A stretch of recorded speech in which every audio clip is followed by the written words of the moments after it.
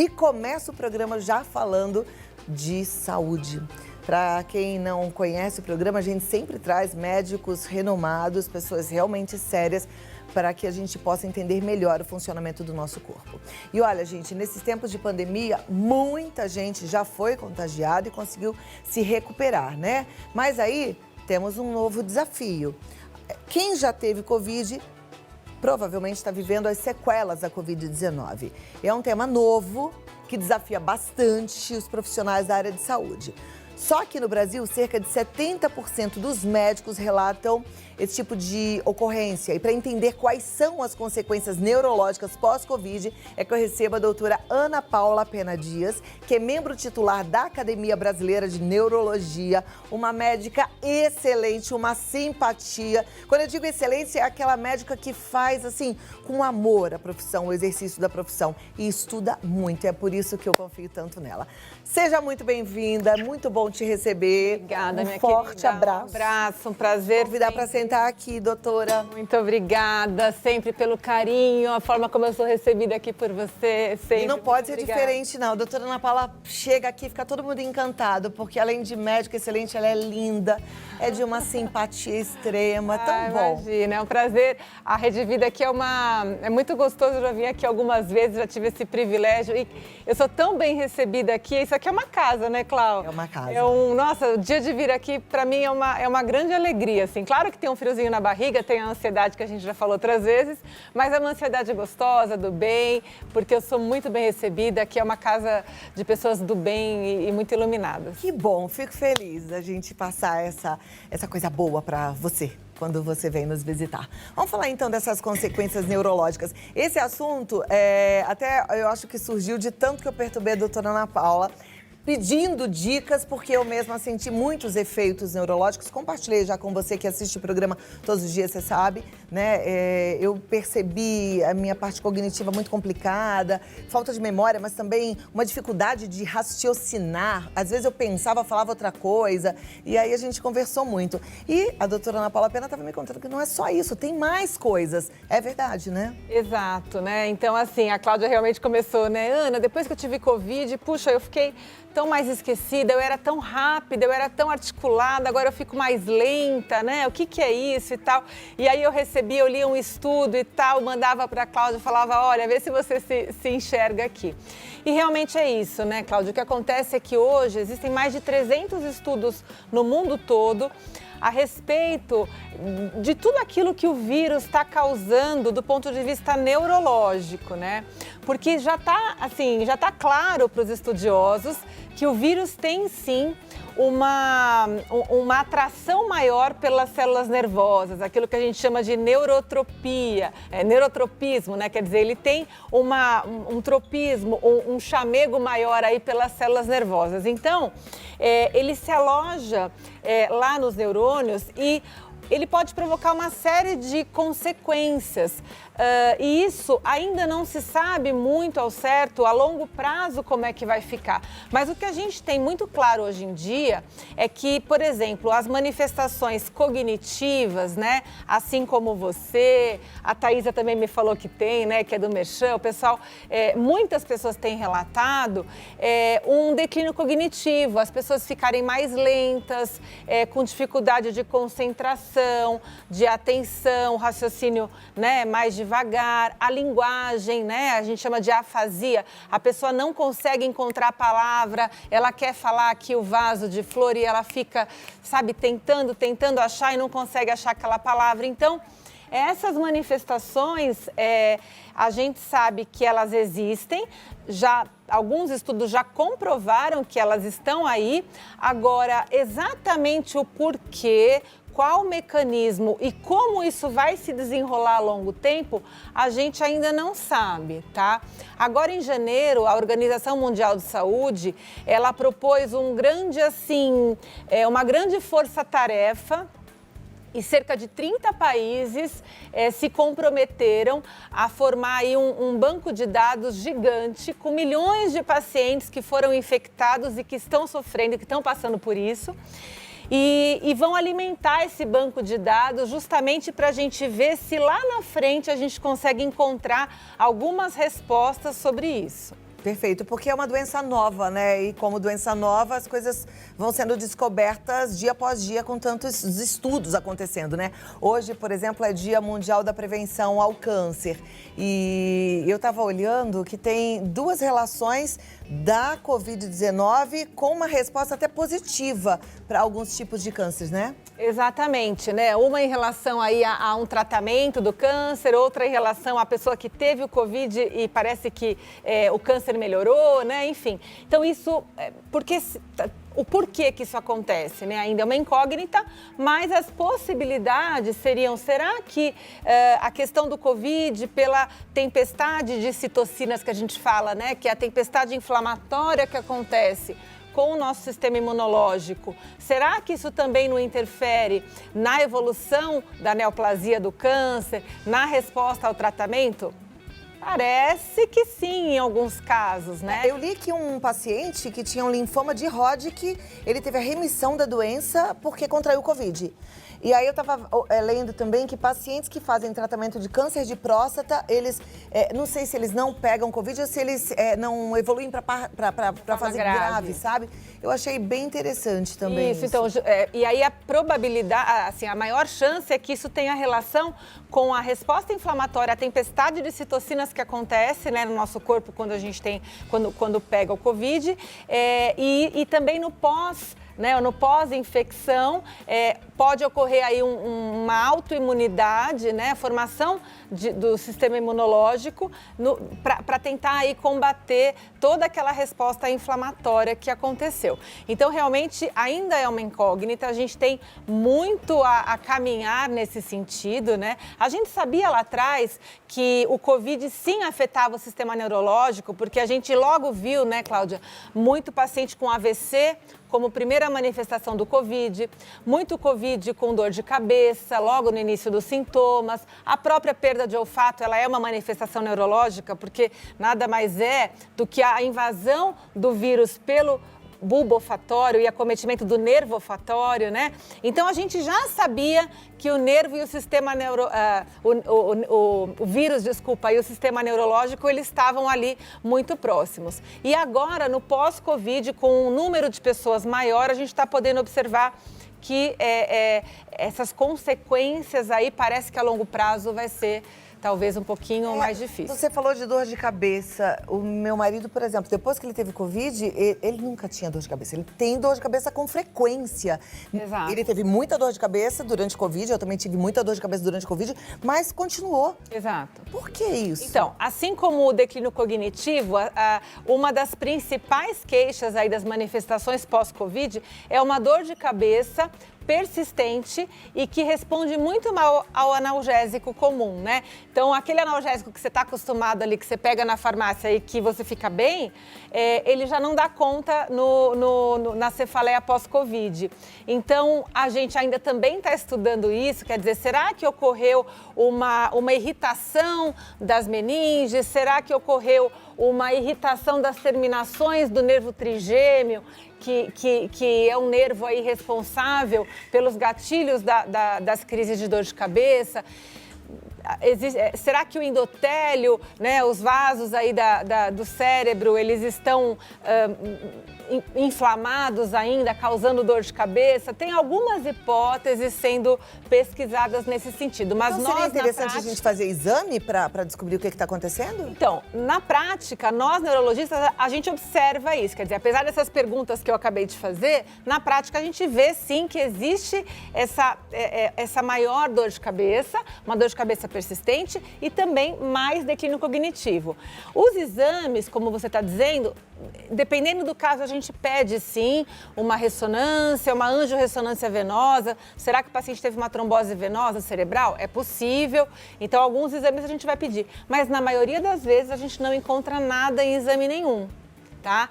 Nem na questão cognitiva e nem na dor de cabeça. Na parte cognitiva, o que a gente observa de alteração em exame é no exame clínico. A gente tem um teste que a gente faz, né? Testes cognitivos, mini exame de estado mental, bateria breve a gente mostra algumas figuras para as pessoas e elas têm que lembrar depois de um tempo. Então aí sim a gente consegue observar um declínio, uma perda. Tem um estudo grande de Londres, com mais de 80 mil pessoas, que mostrou um declínio importante da parte cognitiva em pessoas que tiveram Covid leves e até assintomáticos. Perfeito. Ai, gente, posso falar? É terrível, viu? Não queira experimentar esse negócio que não é bom, não. A gente fica se sentindo meio burrinha. É isso, é a palavra que eu tenho para falar para você. Eu quero te perguntar daqui a pouquinho sobre a anosmia, que é a perda do olfato e também a transformação do paladar, porque o meu paladar mudou para algumas coisas. Mas daqui a 2 minutos eu volto, tá? Okay. Se você tem pergunta, eu acho que você deve ter. Aproveita agora. É no 11 9 50 45 18 40. A doutora Ana Paula Pena pode nos ajudar com as respostas. Manda pergunta para nossa produção, que já a gente vai falar sobre elas. Quero chamar a sua atenção agora para o queridinho deste momento. A gente já falou tanto da importância da gente se cuidar, né? E agora hoje falando sobre Covid, então nem se fala. Todo mundo sabe que imunidade tem que estar lá no alto. Continuo com a doutora Ana Paula Pena. A gente está falando das consequências da Covid-19, né? Das consequências neurológicas. A gente já falou da dor de cabeça, já falou da perda cognitiva. E aí eu deixei aqui no ar a questão do olfato. Que muita gente associa ao otorrino. Fala, eu vou ter que ir num otorrino porque não estou mais sentindo o cheiro. Mas é uma questão neurológica? Na verdade, assim, é claro que aí é uma área que ela perpassa pela neurologia e pela otorrino, tá? Mas assim, a explicação, a melhor explicação para essa perda de olfato é um acometimento do bulbo olfatório, do nervo olfatório. Então, a gente não sente o cheiro, né? Justamente porque o vírus acometeu o nervo olfatório. Então, é uma neurite olfatória, tá? Então, ela é uma doença, é um transtorno, uma manifestação neurológica, né? Obviamente que os otorrinos estão super aí empenhados nisso e a gente trata isso de uma forma muito próxima. O que acontece então, Cláudia, é que em geral, a perda de olfato, ela foi relatada como a primeira manifestação em muitos casos, né? Tanto que no começo o pessoal falava, tá com gripe, mas perde o olfato? Opa, então pode ser Covid, né? Sintoma de gripal. E depois também a perda do paladar, ou paladar estranho, né? Sentir um gosto de ferro, um gosto de alguma coisa esquisita na boca. Então eu vou comer algo e aquele algo que eu tô comendo, ele tá com um sabor diferente, né? Isso a gente chama de digeusia. Esse paladar alterado também é uma manifestação neurológica. Então, essas manifestações, tanto do olfato quanto do paladar, elas ocorrem justamente por esse tropismo maior do vírus com o sistema nervoso, né? É como se o vírus tivesse uma atração maior pelas células nervosas. E, infelizmente, isso é algo que pode perdurar por muito tempo, né? Então, tem pessoas que tiveram Covid que ficam aí meses e que até hoje não recuperaram o olfato, o paladar. Para o olfato, os otorrinos, eles têm feito um treinamento, né? Eles orientam um treinamento para que as pessoas tentem recuperar um pouco esse olfato, né? Então, eles pedem para a pessoa cheirar, né, determinados odores mais fortes. Então, lá, eu tenho anotadinho, mas eu lembro que, por exemplo, você tem que cheirar pó de café, depois você cheira aquele suquinho concentrado de tangerina. Eu tenho anotado aqui no meu celular, vou fazer o seguinte. Eu já te passei, né? Você já me passou. Então, eu vou pegar, daqui a pouquinho eu vou passar para vocês, tá bom? Vou até postar no meu Instagram também para você saber, porque eu acho que pode ajudar todo mundo aí. E não tem contraindicação, porque é só ficar cheirando Não, os otorrinos aromas, falam né? isso. Então, eu vou postar hoje lá no meu Instagram, no Cláudia Tenório Oficial, pode ir que vai estar lá postadinho pra vocês. E você tem que ficar, acho que 15 segundos em cada odor, dar um intervalo algumas vezes por dia. Dá trabalho, viu, gente? Dá trabalho, né? Mas é uma tentativa para quem tá com dificuldade de olfato, porque é realmente muito ruim, né? Você não sente o cheiro, você não sente e muda o teu paladar, é muito ruim. Eu melhorei, mas confesso que não voltou totalmente para algumas coisas. Ainda sinto que tem coisas que eu não percebo o aroma, né? Esses dias eu fiquei feliz porque eu senti o cheiro da pipoca, fiquei contente. Mas, por exemplo, essa alteração no paladar, e eu tive Covid em março, né, gente? Daqui a um mês já faz um ano. E eu ainda tenho muita alteração no paladar, tem alimentos que eu não consigo mais comer. Isso também vai voltar e tem algum treino para isso? Então, a gente não sabe, né? Tudo isso que a gente está falando aqui, pessoal, tanto a parte cognitiva, quanto as dores de cabeça, quanto a questão do paladar, do olfato. Quer dizer, por mais que a gente esteja se empenhando aí, fazendo estudos e tudo, a gente não sabe ao certo em quanto tempo vai voltar, se vai voltar, sabe? Então, infelizmente, a gente também fica angustiada, assim como vocês, né? Nós como médicos, os estudiosos, os cientistas, a gente está tentando achar respostas, mas a gente ainda não tem essas respostas, infelizmente. Mas a gente tem outras respostas. Se você tem dúvidas, aliás, se você quiser perguntar qualquer assunto de neurologia para a doutora Ana Paula Pena, também pode ficar à vontade, tá? Mas relacionados à Covid também no 11 9 50 45 18 40, porque daqui a pouquinho eu volto só para perguntas e respostas. Combinado? Doutora Ana Paula Pena, a gente agora vai para as perguntas e respostas. A produção já falou que tem um monte de pergunta, né? Então já pode colocar na tela aí, porque assim a gente ajuda a turma que está em casa.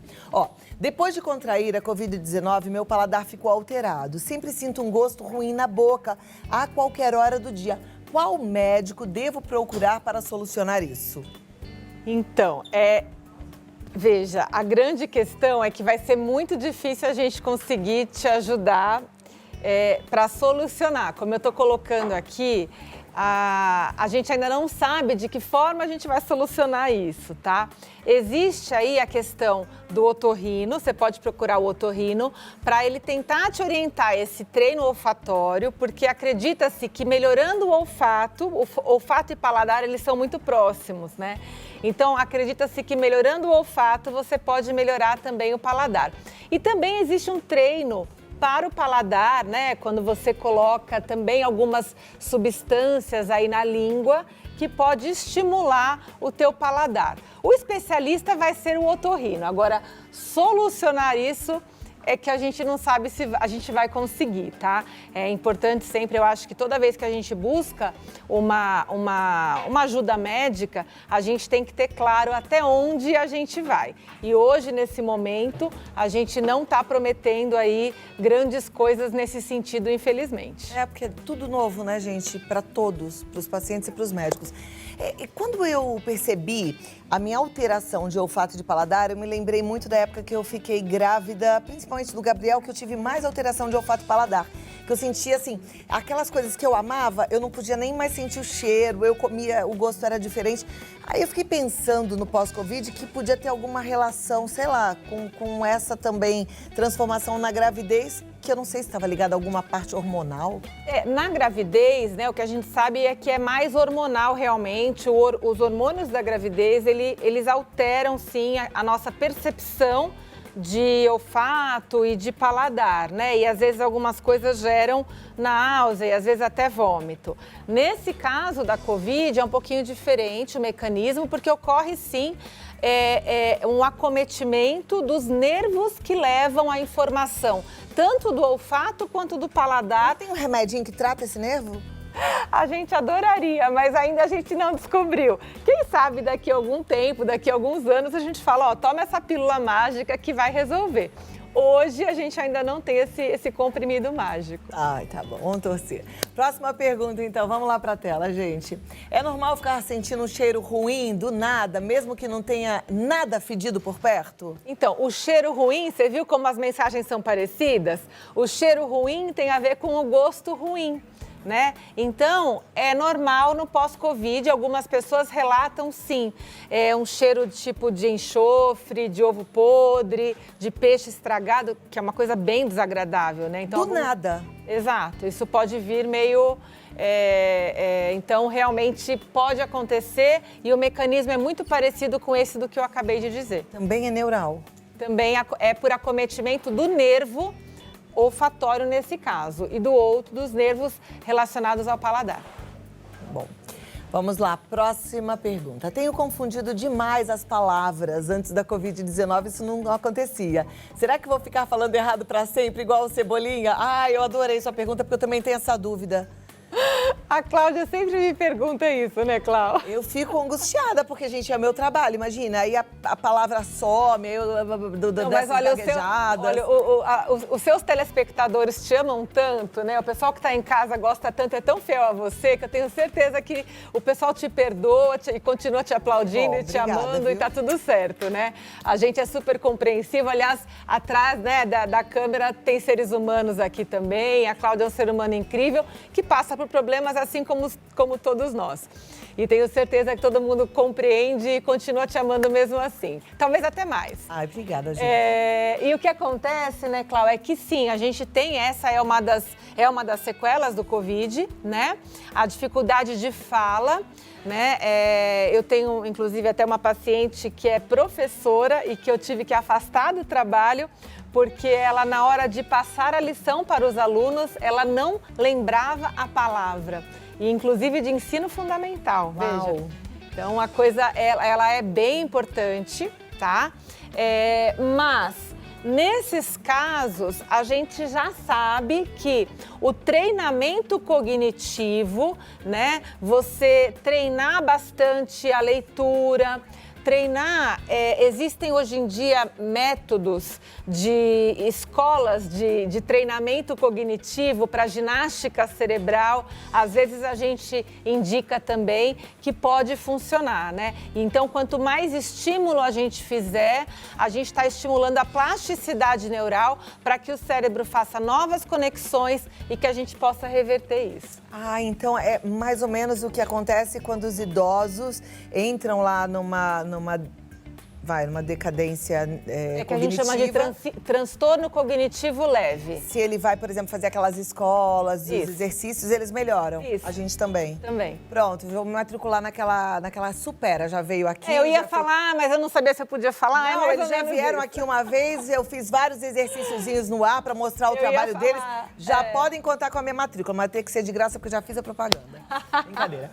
Vamos lá. Da Cláudia vai ser de graça. Eu ia falar justamente, o Supera é uma dessas técnicas. Joia. Próximo. O vírus contamina através da relação sexual, mesmo a pessoa tendo sido curada? Não. O vírus, ele só é transmitido através da questão de partículas, né, de saliva. Então, ele só é transmitido a partir dessa região aqui, tá? Da nasofaringe e oral. A gente não tem contaminação sexual do vírus. Agora, eu duvido alguém namorar sem dar um beijo na boca, né? Ou então falar pertinho. Impossível. Se tá fazendo isso, tá errado. Porque o negócio é amor, né? Então, como é que é isso? Exato. Não Agora, assim, talvez, né, se a pessoa quer saber, a pessoa que já foi curada, né, ela não transmite mais o vírus. Então, a gente, por exemplo, se eu for contaminada pelo Covid, eu tenho aquele período, né, que é, em geral, 14 dias. Depois que o meu PCR se negativa, quer dizer, eu não estou mais transmitindo através da minha saliva, aí eu posso tranquilamente dar um beijo no meu marido, né? Por isso que a gente fala da pessoa, mesmo dentro de casa, ficar mais isolada e tal. Joia. Gente, a produção falou que acabou o tempo, mas eu tenho mais perguntas, eu não vou parar, não. Dá um jeitinho que eu vou voltar aqui depois, tá, Rose? Vamos segurar um pouquinho mais a doutora Ana Paula aqui. Vou adorar. Né? Aí, as gêmeas estão me assistindo? Elas estão lá em casa, estão assistindo. Beijo, Gabi e Fefe, elas querem mais, tenho certeza. Gabi e Fefe, a mamãe volta já, tá? Segura aí, hein? E é legal porque a pergunta de um é igual a do outro e a gente vai aprendendo, né? As respostas são sempre pra gente, pra todo mundo. A gente fica aqui falando e Paulinho fica assim, ó. Ele fica assim, ele tá gostando, Ele tá gostando. E quem não não gosta, né, gente? Uma pauta tão especial como essa. O Paulinho é meu feedback, pra eu saber se o pessoal em casa tá assistindo, o Paulinho fica assim, ó. Que bom. Vamos lá, gente. A próxima pergunta já vai pra tela. E é assim, meu pai tem 80 anos e sofre de Alzheimer. Se ele for contaminado pelo vírus da Covid, a doença vai piorar? Excelente pergunta, tá? Porque não só nesta situação do Alzheimer, mas qualquer outra doença que já tenha um comprometimento neurológico, até como Parkinson, ou se o paciente já tem uma sequela de um AVC, de uma esclerose múltipla, sim. Após a infecção do Covid, a gente pode ter uma piora importante desses sintomas. E a gente tem observado isso, tá, Clau? Os pacientes, infelizmente, que tiveram Covid, principalmente com Alzheimer, por conta do declínio cognitivo depois, eles ficaram muito piores. Puxa. Muito piores. Até uma das grandes causas aí da gente proteger tanto os idosos e eles estarem aí na lista de prioridades até da vacinação. Ai, vamos vacinar essa turma toda. Tô doida para chegar a minha vez. Vamos para a próxima pergunta na tela. Cadê? Desde que peguei o coronavírus, me sinto extremamente cansada. Passei no clínico, fiz hemograma, mas não deu nada. Minha rotina não mudou muito, então não entendo esse cansaço. O que fazer?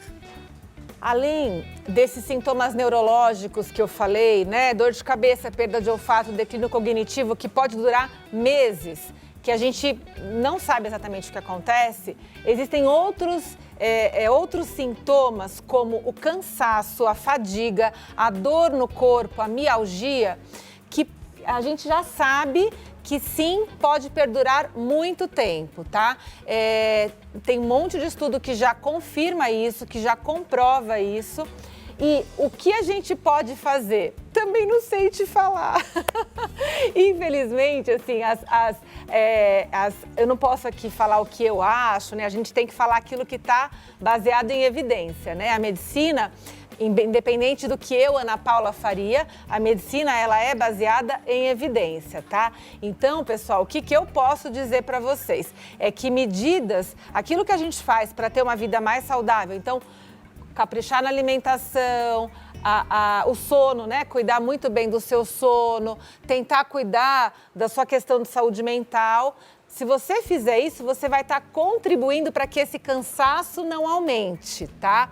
Agora, do ponto de vista biológico, o que fazer para me livrar desse cansaço?